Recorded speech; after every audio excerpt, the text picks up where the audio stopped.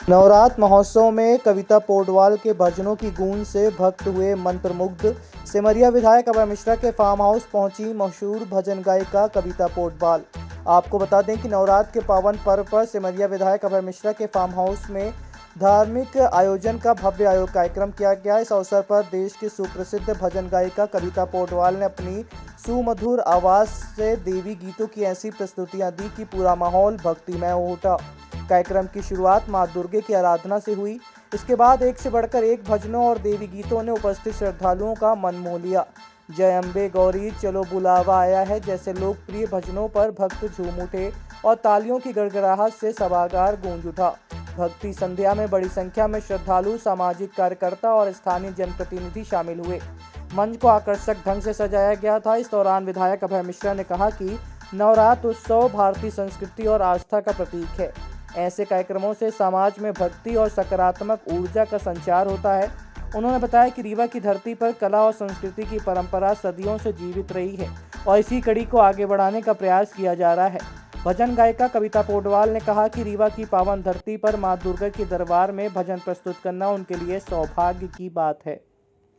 बहुत अच्छा लगा यहाँ पर आके और मेहर माता रानी की आशीर्वाद मिले और यहाँ पर नवरात्रि में विशेष तौर पे इतनी पावन जगह आकर, जहाँ पे माँ त्रिपुर सुंदरी का यहाँ पे मंदिर बहुत जागृत मंदिर है, तो यहाँ पर आकर आप सभी भक्तों के सामने प्रस्तुति देने में बहुत आनंद आया। जो सम्राट थे संगीत, वो भी इसी धरती से इससे बड़ा आशीर्वाद और क्या मिल सकता है, क्योंकि हमारे लिए हमारी पहचान ही माता रानी के भजनों से है और इतने बड़े सम्राट जिस मिट्टी से जुड़े हैं, वहाँ पर अगर आकर प्रस्तुति देने का मौका, वो भी माता रानी की हाजिरी लगाने का मौका मिलता है, तो ये बहुत बड़ा आशीर्वाद है। आपकी माँ कविता पोडवाल जी हैं, जी, उन्होंने भी कई सारे भक्ति गीत जी जी, उनका आपने कौन से गीत आज यहाँ पे दोहराया? उनके काफी गीत मैंने गाए। देखिए, वो मेरे लिए क्या, वो शायद पूरे भारत में जितने सिंगर्स हैं जो भक्ति गीत गाते हैं या इवन जो नॉर्मल जो गाने गाते हैं, उनके लिए वो एक गुरु समान है और मेरी भी गुरु हैं।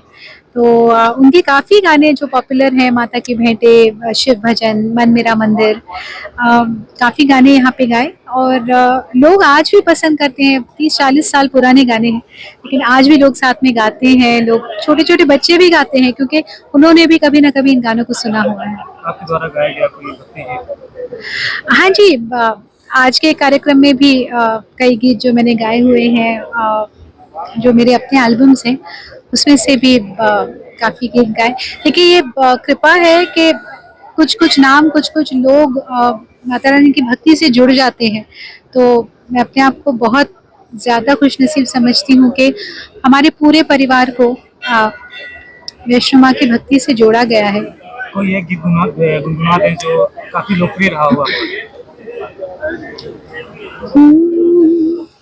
भावना की ज्योत को जगा के देखिए, बोलती है मूर्ति बुला के देखिए, 100 बार चाहे आजमा के देखिए, बोलती है मूर्ति बुला के देखिए। ये गाना लोगों ने काफी पसंद किया था जब रिकॉर्ड हुआ था। भक्ति गीत लुप्त होते जा रहे हैं। मुझे तो नहीं लगता। आज भी ईश्वर की कृपा से हर नवरात्रि में बड़े प्यार और सम्मान से बहुत बड़ी तादाद में लोग बुलाते हैं हमें हाजिरी लगाने के लिए, और लोग उतने ही प्यार से, उतने ही बड़ी तादाद में सुनते हैं।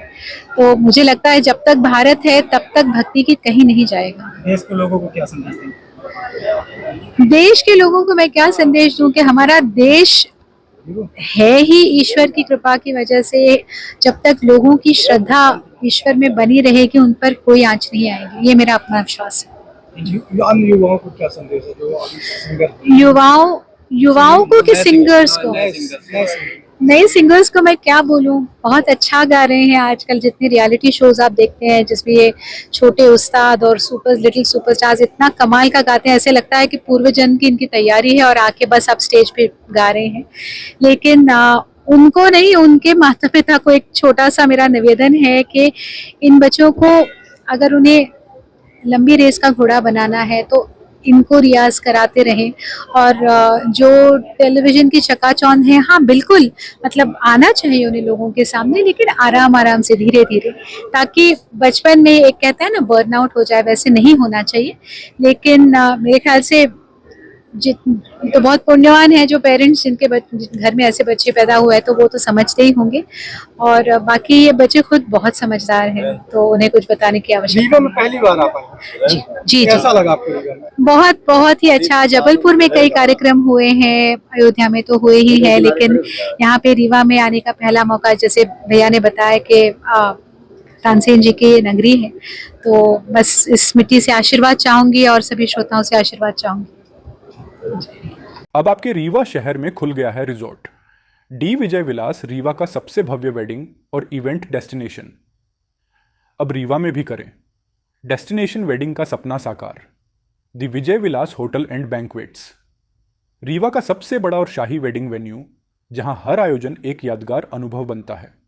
हमारी विशेषताएं हैं ग्रैंड गोल्डन बैंक्वेट हॉल, सगाई तिलक और पारिवारिक समारोह के लिए भव्य स्थान, आर्किटेक्चर मास्टरपीस और ग्रीन लॉन, शानदार वेडिंग और रिसेप्शन के लिए परफेक्ट लग्जरी रूम और प्रीमियम स्टे, मेहमानों के लिए आरामदायक और शाही अनुभव, विला रेस्टोरेंट रीवा का प्रीमियम रेस्टोरेंट, बर्थडे पार्टियाँ और फैमिली गेट टुगेदर के लिए बेस्ट वर्ल्ड क्लास कैटरिंग, भारतीय और इंटरनेशनल स्वादों के साथ एक यादगार भोज अनुभव। अब भव्य शादियाँ और इवेंट्स के लिए दिल्ली, जयपुर या उदयपुर जाने की ज़रूरत नहीं दी। विजय विलास में रीवा का सबसे शानदार वेडिंग एक्सपीरियंस पाएं। पता है the Vijay Vilas hotel and banquets, ring road toll plaza के पास, रीवा, मध्य प्रदेश। बुकिंग और इंक्वायरी के लिए संपर्क करें 7880-08750 1 एवं 78800 87502।